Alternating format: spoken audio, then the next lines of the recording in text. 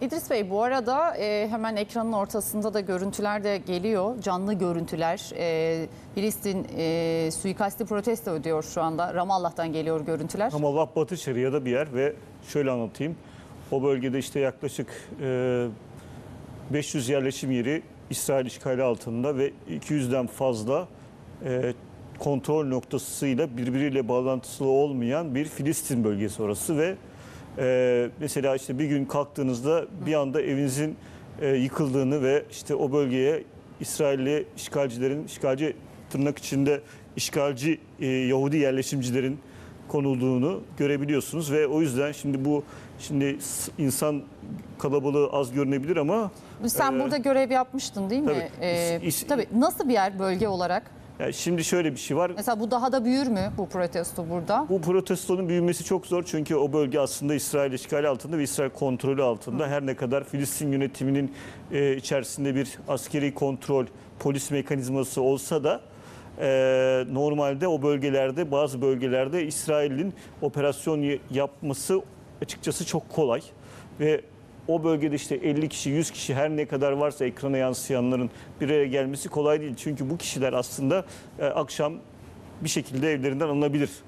Öyle bir yer, yani güvenli olmayan bir ortamda çok ciddi bir eylemden bahsediyoruz. Her ne kadar bizim ekranımıza 50-60 kişi gibi gözükse de çok ciddi bir sorumluluk alan kişiler bu insanlar. Öyle Filistin'de bu tür Hamas yanlısı El Fetih karşıtı aynı zamanda geliyor. Bu anlama geliyor.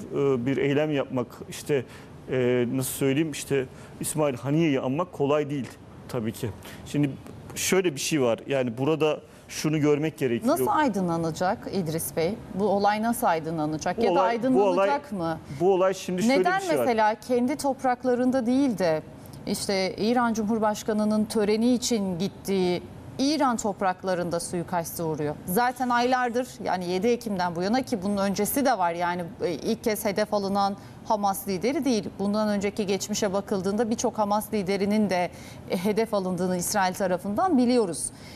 Neden mesela İran topraklarında suikaste uğramış oluyor? Neden bu kadar geç haber veriliyor? Şimdi şöyle bir şey var. Zaten Gazze girişi kısıtlanmış bir isim. Mesela bunu sen ve ben bile biliyoruz artık. Diyoruz ki burada konuşurken İran topraklarına bakıldığında güvenlik zafiyeti var. Şimdi normal olarak baktığımızda olaya ölümle tehdit alabilecek ve her an suikaste uğrayabilecek bir kişiyken İran topraklarına sen böyle bir tehdit altındayken gider miydin mesela? Şöyle bir şey var. Şimdi bu İslami Direniş Hareketi biliyorsunuz 80'lerin ortaları itibariyle kurulmuş bir örgüt ve zaten İsrail'in birinci hedefi olan bir örgüt. Yani işte Şeyh Ahmet Yasin işte kurucu ruhani lideri, arkasından geliyor Rantisi. Şeyh Ahmet Yasin özel kalemidir İsmail Haniye'de o dönemde. Sonrasında da işte İsmail Haniye'nin öne çıktığı bir dönemden bahsediyoruz ve 2006'larla birlikte o ünlü seçim, aslında Gazze'de seçim olup Hamas'ın kazandığı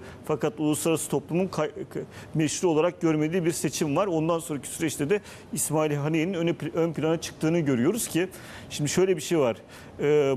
Bu kişiler zaten Gazze'ye şu anda sürgünde bir hayat yaşıyorlardı. İşte Katar'a gidiyorlardı, İran'a gidiyorlardı, zaman zaman Türkiye'ye geliyorlardı.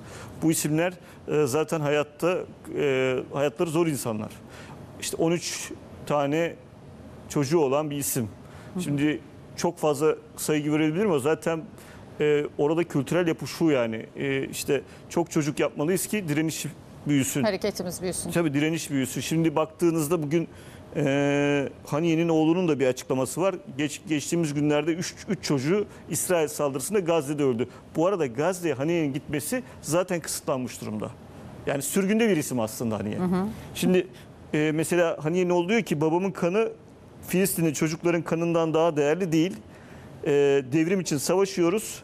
Babam istediğini aldı diyor. Yani işgalci rejime karşı devrim ve sürekli bir mücadele içindeyiz. Direniş liderlerinin öldürülmesiyle, yani İslami direniş, Filistin direnişi liderlerin öldürülmesiyle bitmeyecek. Hamas özgürlüğüne kavuşuncaya kadar, Hamas Filistin özgürlüğüne kavuşana kadar direnmeye devam edecek diyor. Fakat babam şehit düştü ama biz onunla gurur duyuyoruz ifadesi kullanıyor. Yani bu bir ölüm kalım savaşı. Burada bir isim var, Haniye.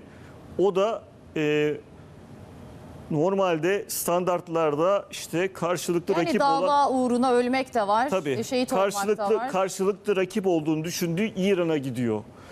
İran'daki yönetim zaafı şey olarak görmemek lazım. Üst düzey yönetimde İsrail karşıtlığı yok demek yanlış olur ama İran'ın içerisindeki üst düzey bir istihbarat şebekesinin Mossad'a bir şekilde bilgi sızdırdığı Bu suikastleri İran'da mesela en azından mesela yine tamam hani çok doğru değil bunları karşılaştırmak ama İran reisinin mesela reisi kaza olarak aldı. suikastiyle tabii bu kaza ama hani daha geniş pencereden bakmak istediğim için söylüyorum.